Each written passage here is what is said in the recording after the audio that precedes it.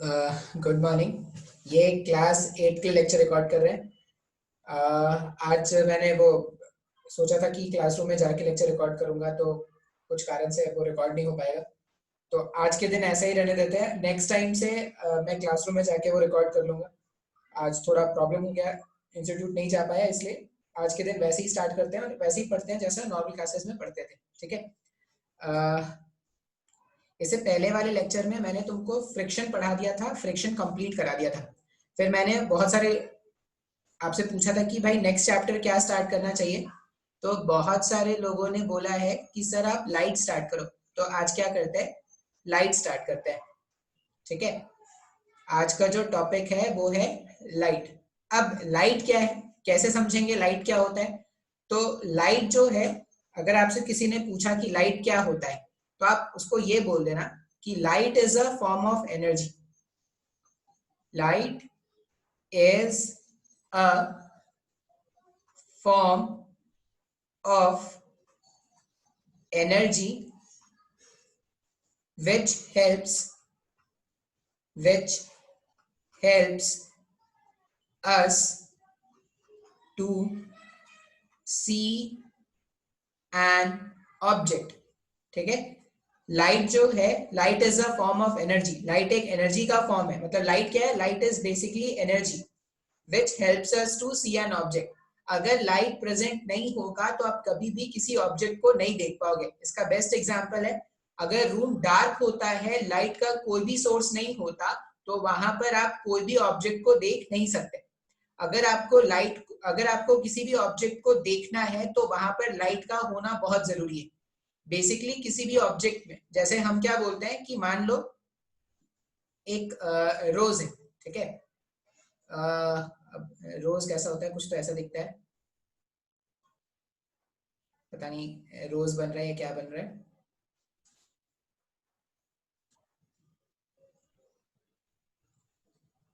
ठीक है। सपोज ये एक रेड रोज है, ये मान लो रेड रोज है, किसी ने दिया था मुझे रेड रोज, तो वो रेड रोज है। अब आपसे पूछा जाता है ना कि ये जो रेड रोज है, ये जो रेड रोज है वो रेड क्यों दिख रहा है। अगर कोई आपसे पूछेगा कि ये जो कलर ऑफ, ये जो रोज था, रोज के जो पेटल्स थे, इसके जो पेटल्स थे, पेटल्स मतलब वो जो फ्लावर्स के जो कलर्ड पोर्शन होते हैं वो, तो ये जो इसके पेटल्स हैं वो रेड कलर के क्यों दिख रहे हैं। अगर कोई आपसे पूछेगा तो उसका सीधा सा जवाब क्या होता है कि जब भी इसमें से व्हाइट लाइट गिरती है, अब व्हाइट लाइट कहां से आ रहा है, तो व्हाइट लाइट आ रहा है सन से। ऐसा समझो, देखो अल्टीमेट सोर्स ऑफ लाइट क्या है, जितना भी अर्थ में लाइट आ रहा है ना, सब सन से आया हुआ है। तो सन से जब व्हाइट लाइट आता है, सन से जब व्हाइट लाइट आता है, तो ये जो रोज है, इस रोज की प्रॉपर्टी क्या है कि ये रेड लाइट को क्या करेगा, रिफ्लेक्ट करेगा। यहाँ पर व्हाइट लाइट आया था, व्हाइट लाइट में ना ऐसा होता है, ये शायद आप जानते भी होंगे, व्हाइट लाइट को अगर तोड़ा जाए या व्हाइट लाइट को अगर ब्रेक किया जाए, तो VIBGYOR,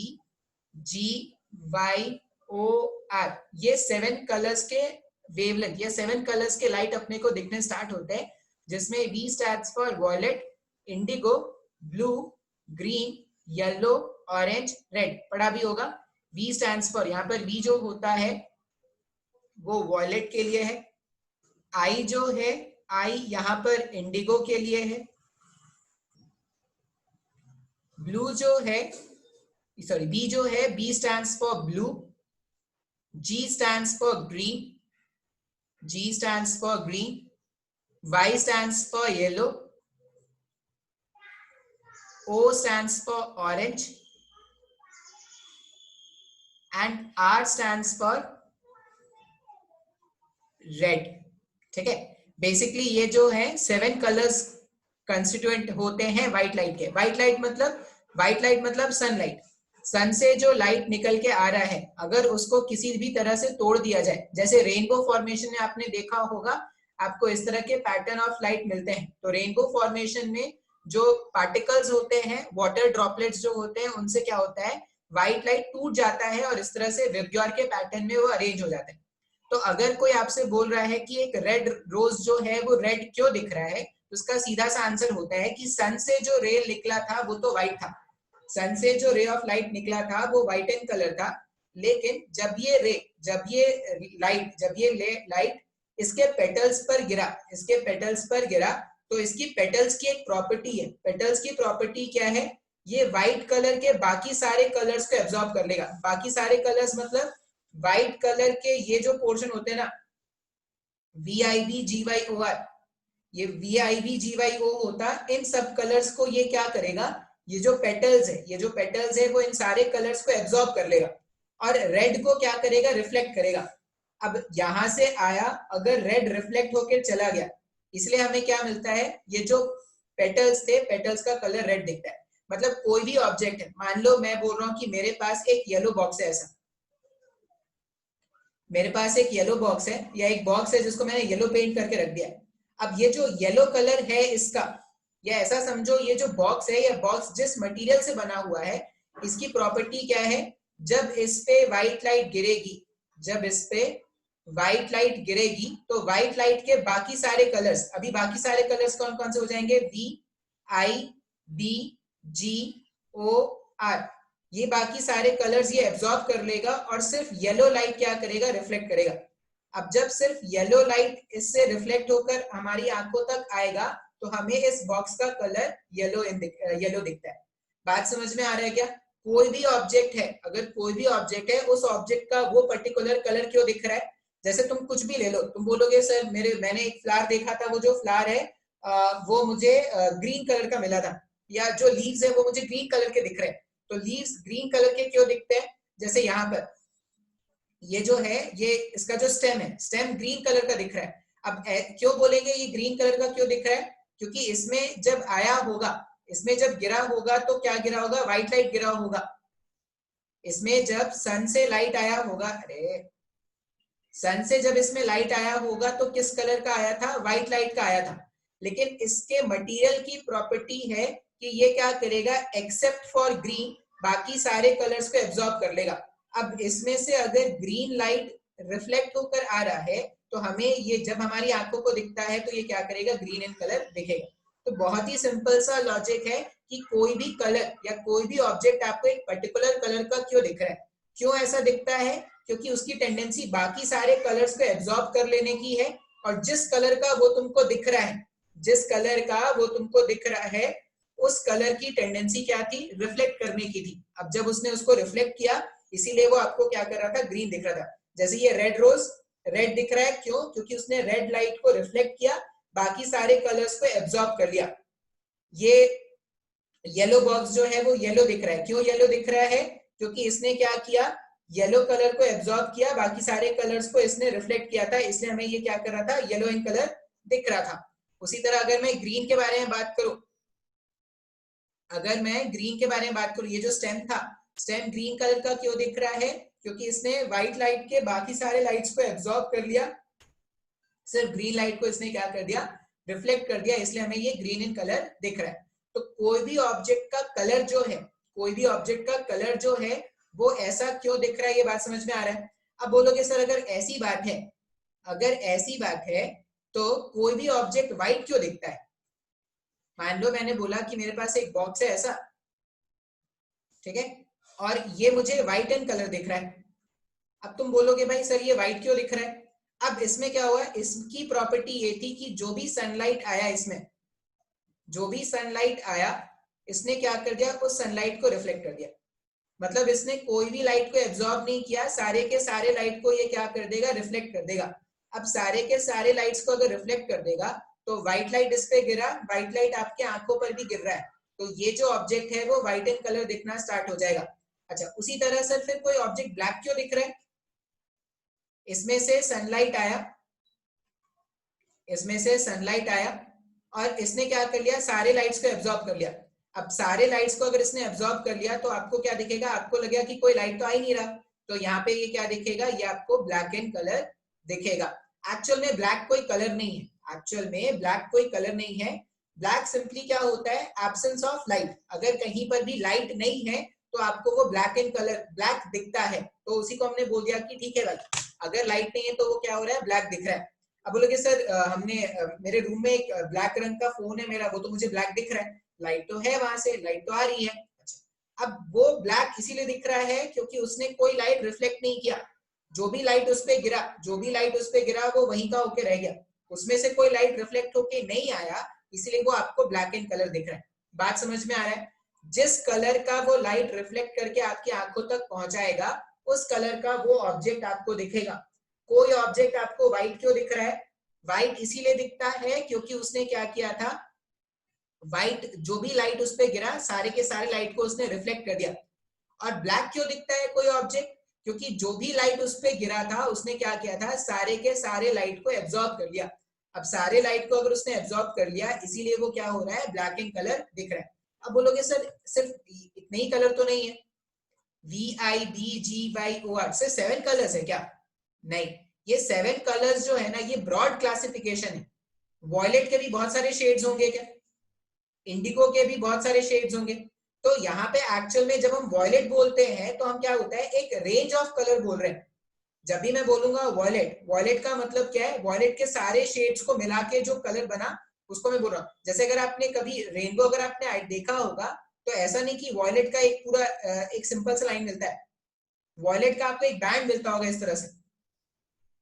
वॉयलेट कभी रेनबो अगर तुमने पेपर में या कहीं पे भी देखा होगा तो ऐसा तो नहीं मिलता कि वॉयलेट का एक ऐसा लाइन मिलता है, वॉयलेट कलर के लिए लाइन नहीं मिलता, आपको क्या मिलता होगा, इस तरह से एक बैंड ऑफ कलर मिलता है। अब ये बैंड ऑफ कलर क्यों मिल रहा है, क्योंकि इसमें अलग अलग इंटेंसिटी के लाइट्स है, मतलब ऐसा समझ लो अलग अलग शेड्स के वॉयलेट कलर है। उसी तरह अगर कोई बोलता है रेड तो इसमें क्या है, अलग अलग शेड के रेड कलर्स होते हैं। तो एक्चुअल में जितने भी कलर्स हैं वो इन सब को मिला के ही बनते हैं, ठीक है। अलग अलग कलर के कॉम्बिनेशंस को जब मिला दोगे ना, जैसे मान लो तुमने क्रेयॉन्स में भी किया होगा, रेड पेंट करके उसको येलो मिक्स कर दोगे तो उसका कुछ जो कलर आता है वो क्रिम्सन टाइप का हो जाता है, कुछ अलग कलर हो जाता है। तो इस तरह से आप जो भी ड्राइंग वगैरह सीखते हैं वो जानते हैं, उनके पास बेसिकली 3 या 4 कलर्स होते हैं और उससे वो सारे कलर्स प्रोड्यूस कर सकते हैं by mixing different type of colours. तो आपको तो बस इतना याद रखना है कि कोई भी ऑब्जेक्ट की विजिबिलिटी इसीलिए है क्योंकि वो उसमें से लाइट रिफ्लेक्ट होके आ रहा है। अब जिस कलर का लाइट वो रिफ्लेक्ट करके भेजेगा वो ऑब्जेक्ट उसी कलर का दिखेगा। अगर उसने पूरा पूरा लाइट रिफ्लेक्ट कर दिया तो वो व्हाइट दिखेगा, और अगर उसने कुछ भी नहीं रिफ्लेक्ट किया तो वो डार्क इन कलर दिखता है। ये अपने को याद रखना है। अब एक कॉमन सा क्वेश्चन होता है, अच्छा क्वेश्चन होता है, ध्यान से सोचना है इस क्वेश्चन को। क्वेश्चन क्या है ना, एक रूम है ऐसा,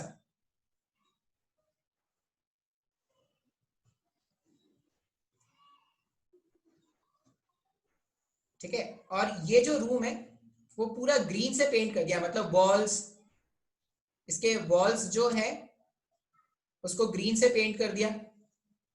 और यहां पर जो बल्ब मैंने लगाया है, ये जो बल्ब मैंने लगाया है वो भी कैसा है, बल्ब जो मैंने लगाया वो भी कैसा है, ग्रीन कलर का बल्ब, ठीक है।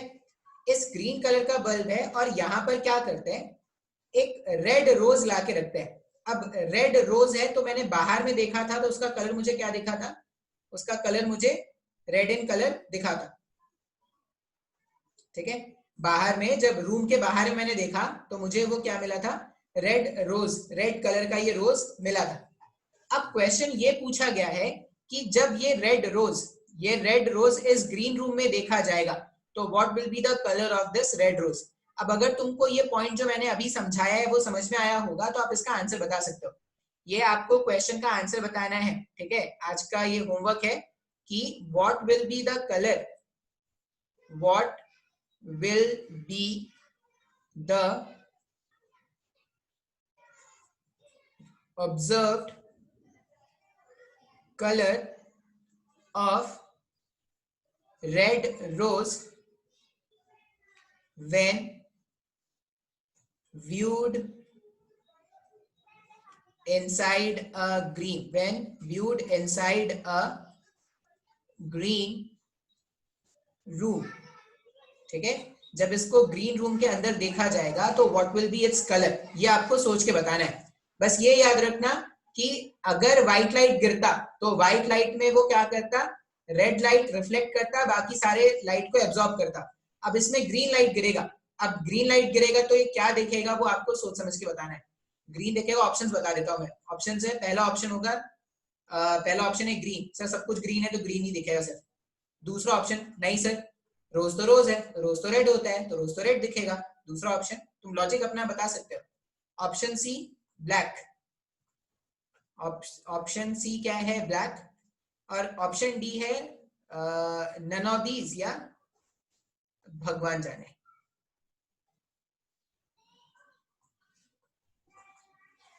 ठीक है, तो ये चार ऑप्शंस हैं, इन चार ऑप्शंस में से आपको करेक्टली बताना होगा कि कौन सा ऑप्शन करेक्ट होगा। अच्छा, अभी इसको इरेज करता हूं, आगे देखते हैं। अभी तक मैंने आपको क्या बताया कि लाइट क्या है, तो लाइट एक फॉर्म ऑफ एनर्जी है, और बेसिकली जो सोर्स ऑफ लाइट है हमारे पूरे अर्थ में, वो सोर्स ऑफ लाइट क्या है, सनलाइट। अब सनलाइट के पास बेसिकली अगर मैं ब्रॉड क्लासिफिकेशन करूं तो 7 कलर्स हैं। 7 कलर्स में कौन कौन से हैं, विबग्योर, BIBGYOR, ये ब्रॉड क्लासिफिकेशन है। वॉयलेट के अंदर भी बहुत सारे सब कलर्स होंगे, इंडिको के अंदर भी बहुत सारे सब कलर्स होंगे, उनके बारे में बात हम नहीं कर रहे। अच्छा, अब हम बात करेंगे रिफ्लेक्शन के बारे में। सबसे पहला फिनोमेना जो लाइट में अपने को पढ़ना होता है वो होता है रिफ्लेक्शन, रिफ्लेक्शन ऑफ लाइट। सबसे पहला टॉपिक जो हम सीखेंगे वो क्या है, रिफ्लेक्शन ऑफ लाइट। अब रिफ्लेक्शन ऑफ लाइट का मतलब होता है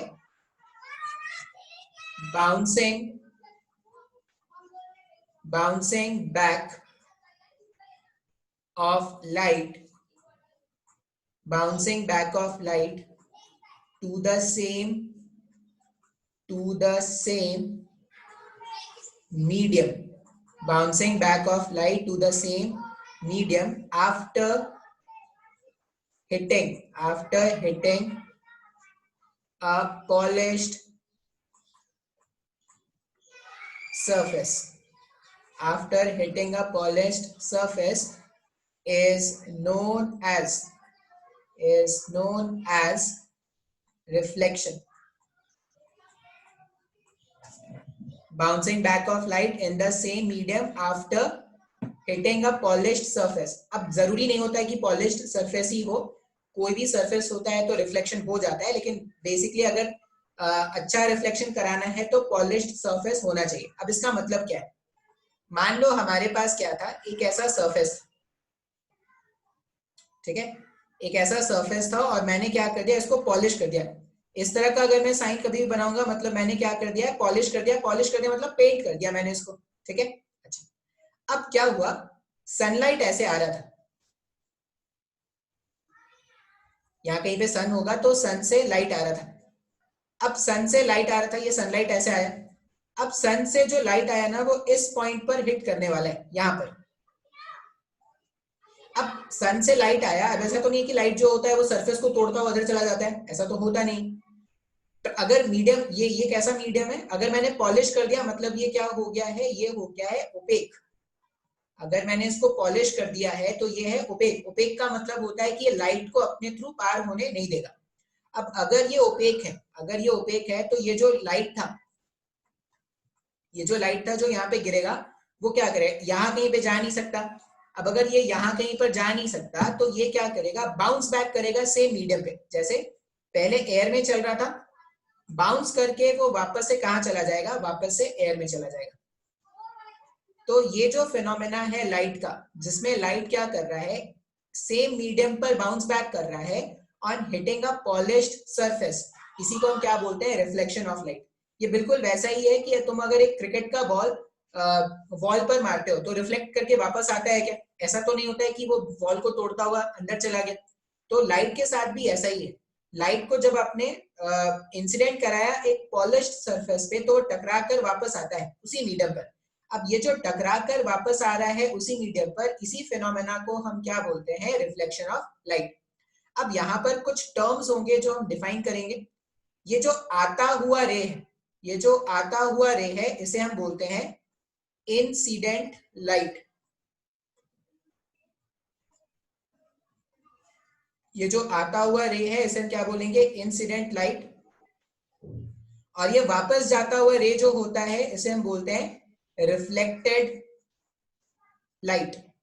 ठीक है, ये नाम है, ये नाम आपको याद रखने पड़ेंगे। आता हुआ रे को हम बोलते हैं इंसिडेंट लाइट, और ये जब टकरा कर वापस जा रहा होगा इसे क्या बोलेंगे, रिफ्लेक्टेड लाइट। ये क्या है, ये जो डॉटेड डॉटेड मैंने बनाया है ना, ये है परपेंडिकुलर। ये जो डॉटेड डॉटेड मैंने बनाया है ये है परपेंडिकुलर। मैथ्स में परपेंडिकुलर को नॉर्मल भी बोलते हैं। अब किस पे परपेंडिकुलर है?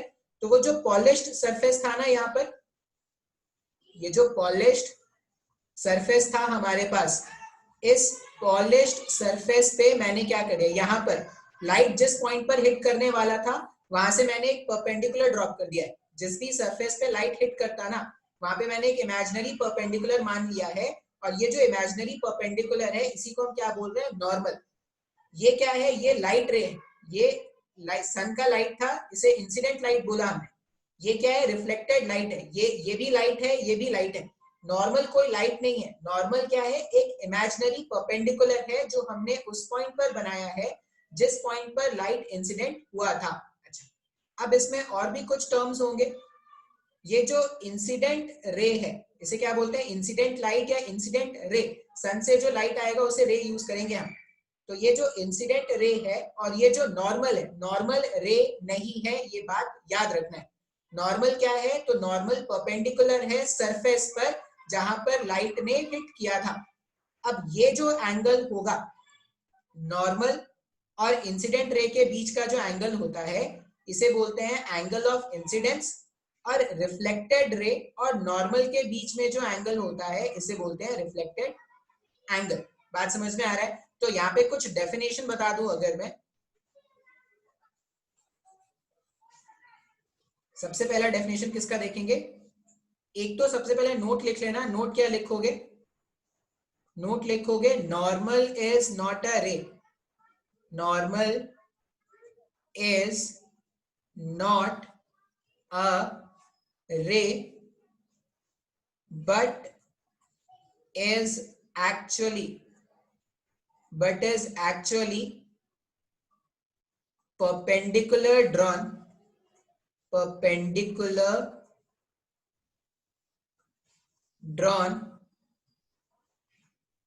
on the surface या on the polished surface at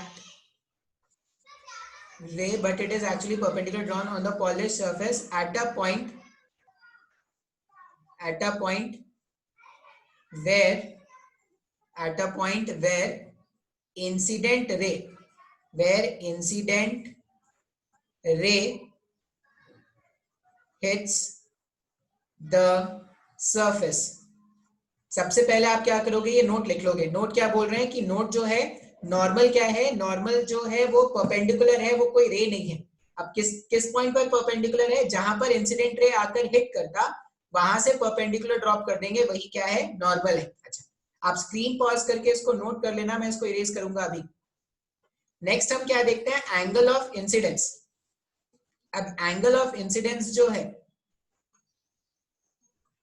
angle of incidence, angle of incidence का मतलब होता है angle between the normal and incident ray. देखो मैंने नॉर्मल के साथ रे नहीं लिखा है या नॉर्मल लाइट नहीं लिखा। यहां पे आपको ध्यान रखना है angle between normal and incident ray लिखो चाहे राइट लिखो, कुछ भी लिखोगे सब सही है। Angle between the normal and incident ray is known as angle between the normal and incident ray is known as angle of incidence।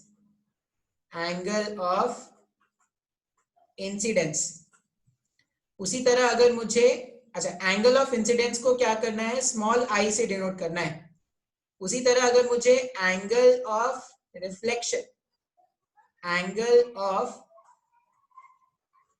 Reflection चाहिए होता अगर, तो एंगल ऑफ रिफ्लेक्शन को क्या करते हैं, स्मॉल आर से रिप्रेजेंट करते हैं। और इसका डेफिनेशन क्या है, एंगल बिटवीन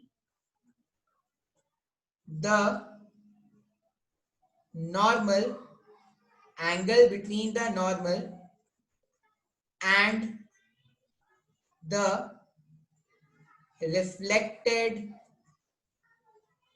रे angle between the normal and the reflected ray is known as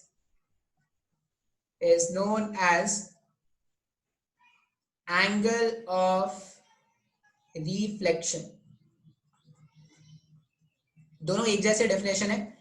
incident ray और नॉर्मल के बीच में जो एंगल होता है, ये इंसिडेंट रे और नॉर्मल के बीच में जो एंगल है वो एंगल ऑफ इंसिडेंस है, और रिफ्लेक्टेड रे और नॉर्मल के बीच में जो एंगल है वो एंगल ऑफ रिफ्लेक्शन होता है. ठीक है. अच्छा, अब इसमें ना आपको एक तो ये बेसिक डेफिनेशंस याद रखना है. इसके अलावा यहाँ पर कुछ इंपॉर्टेंट रूल्स होते हैं, या क्या बोलते हैं उसको, बोलते हैं laws of reflection.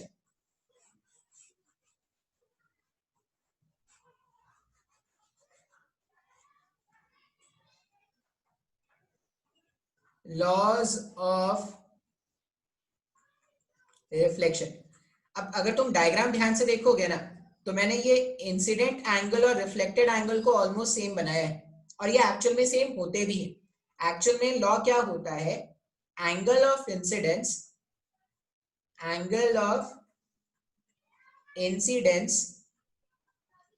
is same as angle of reflection. देखो, सबसे पहले तो मैंने आपको बताया कि रिफ्लेक्शन होता क्या है. रिफ्लेक्शन होता है जब रे ऑफ लाइट आया, टकराया एक पॉलिश्ड सरफेस में, बाउंस करके वापस चला गया, उसे क्या बोलेंगे, रिफ्लेक्शन बोलते हैं. अब रिफ्लेक्शन में जो आता हुआ रे था उसे बोला था इंसिडेंट रे, जो सरफेस पे परपेंडिकुलर ड्रॉप किया था उसे बोला था नॉर्मल, और जो जाता हुआ रे है उसे क्या बोल रहे हैं, उसे बोल रहे हैं रिफ्लेक्टेड रे. अब इंसिडेंट रे और नॉर्मल के बीच में जो एंगल था उसे एंगल ऑफ इंसिडेंस बोला. रिफ्लेक्टेड रे और नॉर्मल के बीच में जो एंगल है उसे एंगल ऑफ रिफ्लेक्शन बोला. अब इसमें बता रहे हैं laws of reflection. Laws of reflection क्या है कि एंगल ऑफ इंसिडेंस जो है वो सेम होगा एंगल ऑफ रिफ्लेक्शन के. इसका मतलब जितने एंगल पर इंसिडेंट रे आया होगा नॉर्मल से, उतने ही एंगल पे वो क्या करता, नॉर्मल से भागता. इसका मतलब क्या है, मान लो अगर लाइट कुछ ऐसा फॉल हुआ कि इसने नॉर्मल से अगर 30 डिग्री का एंगल बनाया है, या ऐसा बोल दूं कि अगर एंगल ऑफ इंसिडेंस 30 डिग्री है, अगर ये 30 डिग्री पे आ रहा था इंसिडेंट नॉर्मल से, अगर incident angle was making an angle of 30 degree, तो नॉर्मल से this reflected ray will also make an angle of 30 degree. तो यही मेरा पहला लॉ है, angle of incidence is same as angle of reflection. अब इसके बाद जो नेक्स्ट लॉ होगा वो क्या होता है, वो होता है incident ray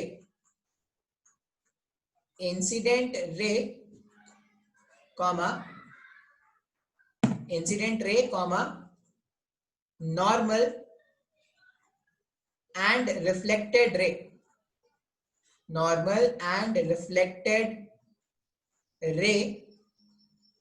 at the point of incidence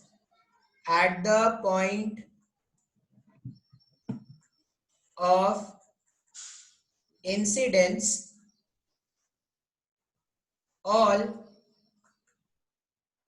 lies in the same plane. ठीक है. सेकेंड लॉ देखो, पहला लॉ समझना बहुत ही आसान है कि एंगल ऑफ इंसिडेंस जितना होगा उतना ही एंगल ऑफ रिफ्लेक्शन है. प्रॉब्लम होता है सेकेंड वाले में क्या बोल रहे हैं, इंसिडेंट रे, ये मेरा इंसिडेंट रे था, नॉर्मल, ये नॉर्मल हो गया, एंड रिफ्लेक्टेड रे, incident ray, normal and reflected ray at the point of incidence. ये जो डॉट है, पॉइंट ऑफ इंसिडेंस का मतलब हो गया जहां पर तीनों रेज आकर मिलते, उसे बोल रहे हैं पॉइंट ऑफ इंसिडेंस. तो incident ray, normal and reflected ray at the point of incidence, जहां पर तीनों रेज आकर मिलते, at the point of incidence, all lies in the same plane. Same plane का मतलब क्या होता है, जैसे ये जो व्हाइट बोर्ड है, ये व्हाइट बोर्ड एक प्लेन है क्या, जैसे तुम्हारी कॉपी का जो शीट होता है, जो पेज होता है, वो क्या होता है, वो प्लेन होता है. तो मैं अगर ऐसा बोल रहा हूँ कि इंसिडेंट रे, नॉर्मल और रिफ्लेक्टेड रे सब एक प्लेन पर लाई कर रहे हैं, इसका मतलब आप तीनों को साथ में रख के कॉपी में इसका डायग्राम बना सकते हो. ऐसा नहीं होता कि इंसिडेंट रे और नॉर्मल एक प्लेन में है और रिफ्लेक्टेड रे बाहर चला गया. जैसे अगर मैं बोलूं, ऐसा नहीं होगा कि इंसिडेंट रे ऐसा है, नॉर्मल ऐसा है और रिफ्लेक्टेड रे से बाहर की तरफ आ रहा है, प्लेन से बाहर की तरफ आ रहा है. पता नहीं अभी समझ में आएगा कि नहीं. ये अगर नहीं समझ में आएगा तो नेक्स्ट वाले क्लास से जब मैं व्हाइट बोर्ड में पढ़ा दूंगा तब ये समझ में आ जाएगा. अभी के लिए बस इतना मान लो कि तीनों का प्लेन जो होना चाहिए वो क्या होना चाहिए, कॉमन होना चाहिए। कॉमन होना चाहिए मतलब तुम इसको एक व्हाइट बोर्ड में बना सकते हो। ये 3 डायमेंशन नहीं होना चाहिए। 3 डायमेंशन मतलब 2 रेस किसी एक प्लेन में और तीसरा रे प्लेन से बाहर आ रहा है, ऐसा नहीं होना चाहिए। तो पहला लॉ बहुत ही आसान है, दूसरा लॉ शायद मुश्किल हो रहा होगा, तो वो नेक्स्ट क्लास में बता दूंगा। ठीक है, आज के लिए इतना रहने देते हैं। आज मैंने इसे पढ़ाया है। नेक्स्ट वाले क्लास से आई विल मेक श्योर कि मैं जो तुम्हारा प्रॉपर क्लासरूम है वहां से क्लास लूंगा। ठीक है, आज के लिए सॉरी।